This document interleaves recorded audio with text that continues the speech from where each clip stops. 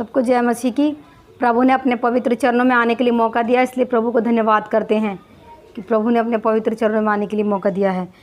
हम पढ़ेंगे रोमियो का 8 का पहला से, पवित्र आत्मा के द्वारा जीवन। अतः अब जो मसीह यीशु में है उन पर दंड की आज्ञा नहीं।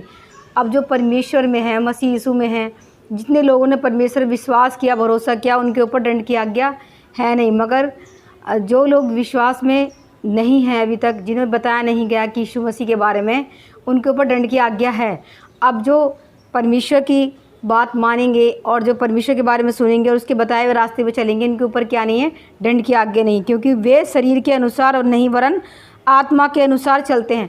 हम लोग क्या करते हैं, शरीर के अनुसार नहीं, हमने आत्मा के अनुसार चलते। शरीर की सारी अभिलाषाओं को मार के हम आत्मा के अनुसार चलते हैं, क्योंकि जीवन की आत्मा की व्यवस्था ने मसीह यीशु में मुझे पाप की और मृत्यु की व्यवस्था से स्वतंत्र कर दिया। परमेश्वर ने हमें क्या करा है, पाप की मृत्यु से हमें स्वतंत्र कर दिया। क्यों? व्यवस्था से। उसने क्या करा, अपनी व्यवस्था हमारे जीवन में लाई। हम पैदा हुए, बड़े हुए अपने घर में, मगर परमेश्वर ने क्या करा, अपनी व्यवस्था हमारे जीवन में डाल दी। ठीक है, क्योंकि जो काम व्यवस्था शरीर के कारण दुर्बल होकर ना कर सके, उसको परमेश्वर ने किया है। जो काम शरीर दुर्बल होकर ना कर सके, उसे परमेश्वर ने क्या किया है, परमेश्वर ने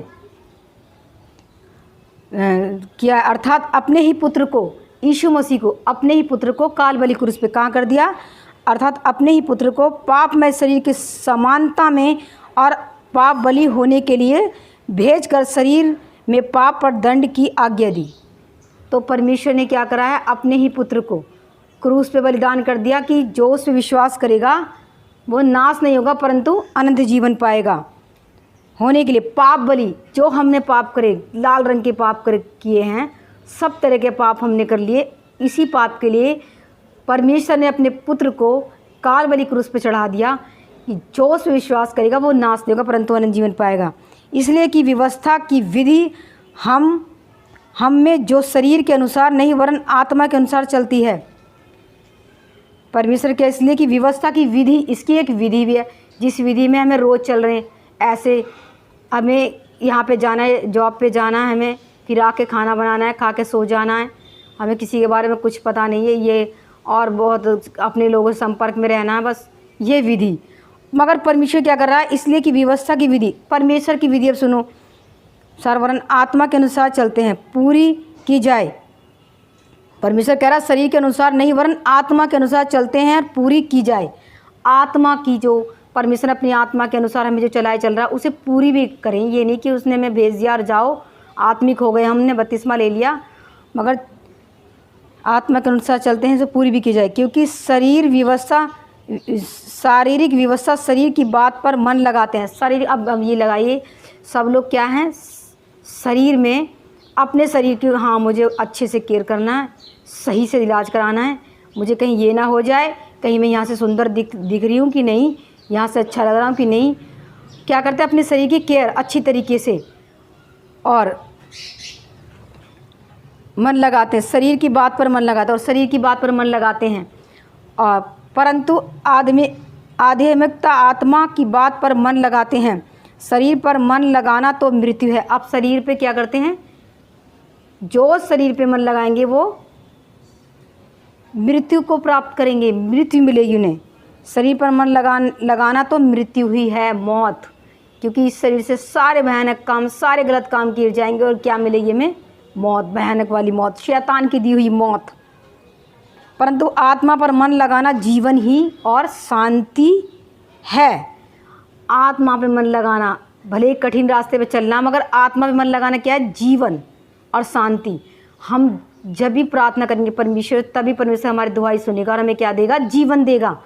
और ये जीवन डॉक्टर ना कोई और कोई नहीं दे सकता, और ना ही कोई हमें उधार दे सकता है, और ना हम किसी से मोल पैसा दे के खरीद सकते हैं। सिर्फ परमेश्वर में जीवन दे सकता है, क्योंकि उसका दिया हुआ जीवन है।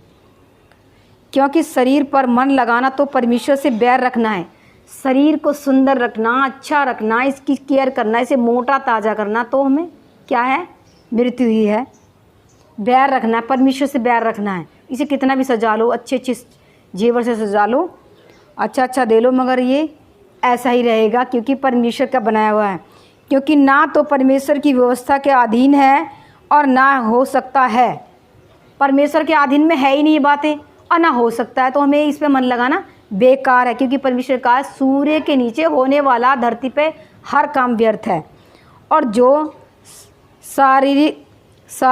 शारीरिक दशा में है वे परमेश्वर की प्रसन्न नहीं कर सकते। अब सुनिए, जब हम शारीरिक दशा में हैं, सारे ऐसो आराम कर रहे हैं, एक जगह हम ऐसे जा रहे हैं, किसी से हमारा बहुत वो है, ये है, सब मेरे दोस्त हैं, सब कुछ है, उन्हें छोड़ना, अच्छा खाना छोड़ना, अच्छा मेकअप छोड़ना, सब कुछ छोड़ना मेरे लिए क्या हो जाएगा, बहुत मुश्किल हो जाएगा, और मैं शरीर में ही फंस के रह जाऊंगा इसी दलदल में, और मैं कभी नहीं निकल सकता, ना निकल सकती। ठीक है, यही परमेश्वर कह रहा है। और जो शारीरिक दशा में वे परमेश्वर को प्रसन्न नहीं कर सकते। हम परमेश्वर को प्रसन्न कर नहीं सकते। अपने आप को तोड़ना है, अपने विचारों को बदलना, तब परमेश्वर को पाना संभव है। परंतु जबकि परमेश्वर का आत्मा तुम में बसता है, अब जब हम आत्मिक होकर चलेंगे, आत्मा पे चलेंगे, परमेश्वर पर भरोसा रखते हुए, तो परमेश्वर देर से भी हमारी सुनेगा, और हम क्या करेगा, हमें उत्तर देगा, चाहे देर से दे, चाहे किसी भी तरीके से दे, मगर वो उत्तर ज़रूर देगा हमें। ठीक है, तो तुम शारीरिक दशा में नहीं परंतु आत्मिक दशा में हो। जब हम आत्मा के चलाए चलेंगे तो शारीरिक दशा से निकल गए, आत्मिक में होगी। आत्मा हमारे शरीर के कंट्रोल में होगी, इसके कहने से चलेगी। यदि किसी में मसीह का आत्मा नहीं तो वह उसका जन नहीं।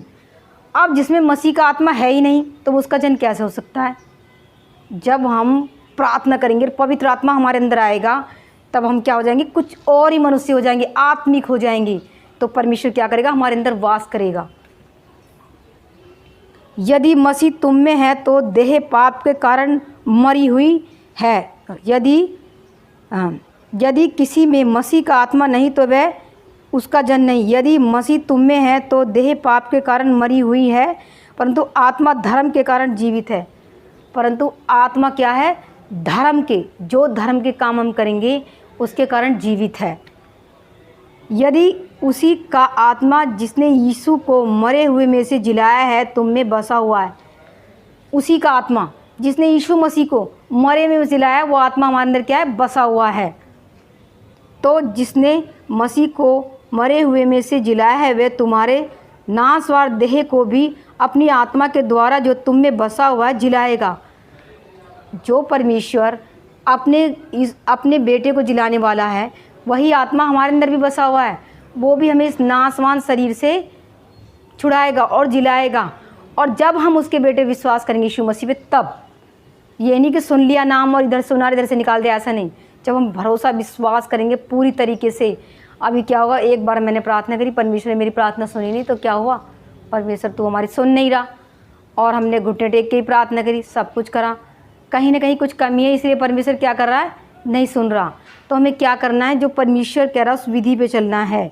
जब उसका आत्मा हमारे अंदर बसा हुआ, तो एक विचार भी हमारे लिए पाप है। ठीक है ना, परमेश्वर हमें साफ स्पष्ट रूप से बता रहा है कि तुम्हारा नाशवान देह को भी अपनी आत्मा के द्वारा तुम में बसा हुआ है जिलाएगा। नाशवान शरीर को भी जिलाएगा परमेश्वर, जब हम उसे भरोसा रखेंगे और उसको भावता हुआ शरीर को चढ़ाएंगे।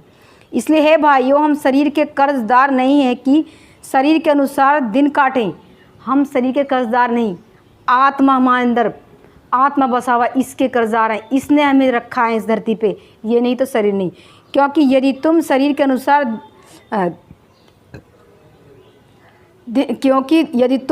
अनुसार दिन काटोगे तो मरोगे। अब हम शरीर के अनुसार अगर हम दिन काटने लगे तो मरना, तो वैसे तो मरना ही मरना, मगर आत्मिक तरीके से मर जाएंगे तो सीधे नाश हो जाएंगे, नरक में जाएंगे। और शैतान के बुरे बुरे काम हमारे जीवन में होंगे, और वो हमें डबल डोज मार के और बुरी तरीके से नरक में डालेगा, मरोगे। यदि आत्मा से देह की क्रियाओं को मारोगे तो जीवित रहोगे। अब आत्मा से अगर देह की क्रिया को, पवित्र आत्मा हमारे अंदर आवास कर, ताकि मैं ऐसा काम ना कर सकूं, वहाँ ना जा सकूं, ये ना कर सकूं, वो ना कर सकूं, अपने रास्ते पे लेके चल। कठिन तो बहुत है, मगर परमेश्वर ने कहा है मैं तेरे साथ हूँ, हर कदम में तेरे साथ हूँ। कांटों पे तुम चलोगे मगर वो कांटे तुम्हें लग नहीं सकते, वरन आत्मा निकलने में समय नहीं लगता, और शैतान हमें नाश करने के लिए टाइम नहीं लगाएगा। मगर परमेश्वर ने कहा मैं तुम्हारे साथ हूँ, हालेलुया, धन्यवाद। इसलिए कि जितने लोग परमेश्वर की आत्मा के चलाए चलते वे ही परमेश्वर के पुत्र हैं। अब जो परमेश्वर के चलाए हम चलेंगे तो हम लड़की हैं, मगर परमेश्वर ने क्या कहा, तुम पुत्र हो मेरे, तुम क्या हो, मेरे राजदूत हो। राजदूत क्या है? राजदूत एक अपने में एक मिसाल कायम करने वाला राजदूत, जिसका नाम है परमेश्वर ने कहा तुम मेरे राजदूत हो। ठीक है, क्योंकि तुमको दास्ताव की आत्मा नहीं मिली कि फिर भयभीत हो, परंतु लेखपाल की आत्मा मिली, जिससे कि हम अब्बा हे पिता कहकर पुकारते हैं। लेखपाल क्या होता है? सबका लेखा जोखा रखता है और उसके पास एक अधिकार होता है। उसी अधिकार से वो कह देता है ऐसा हो तो ऐसा हो जाता है। ठीक है, वो उसको अधिकार मिला, ये परमेश्वर ने अधिकार दिया। ठीक है, आत्मा आप ही हमारी आत्मा के साथ गवाही देता है। आत्मा, पवित्र आत्मा हमारी आत्मा में जब बस जाता तब हम बड़ी बड़ी गवाही देते हैं, तब वो मालिक काम करता है कि हम परमेश्वर की संतान हैं। कि हम क्या हैं? परमेश्वर की संतान हैं। कैसे? हमारे लक्षण देख के, हमारा स्वभाव देख के और हमारा रहन सहन देख के, हमारी प्रार्थना को, हमारे आने जाने का, चलने फिरने का ढंग देख के पता चलेगा कि हम मसीह की संतान हैं। और यदि संतान है तो वारिस भी, वरन परमेश्वर के वारिस और मसीह की संगी वारिस है, कि जब हम उसके साथ दुख उठाएं तो उसके साथ महिमा भी पाएं। अगर हम संतान हैं तो वारिस भी हैं। वारिस क्या मतलब? क्या? स्वर्ग। जब हम यहाँ सारे दुख उठाएंगे तो क्या परमेश्वर हमें यहीं छोड़ जाएगा? क्या परमेश्वर हमें अच्छा नहीं देगा? अपने पास बिठाएगा और वो राज मुकुट देगा और हमेशा के लिए, सदा के लिए अपने पास रखेगा। सब कुछ खिलाएगा, अपने पास रखेगा। और ये क्या है? एक सपना। सारा कुछ ख़त्म कर देगा परमेश्वर और अपने पास रखेगा हमें। और उसके वारिस भी हैं, और उसके साथ दुख उठाएं तो उसके साथ महिमा ही पाएंगे। महिमा भी मिलेगी। परमेश्वर कह रहा है महिमा भी मिलेगी तुम्हें। महिमा कोई किसी को देगा नहीं, मगर परमेश्वर ने इतना बड़ा वायदा कर रखा, महिमा देने का भी वायदा कर रखा परमेश्वर ने।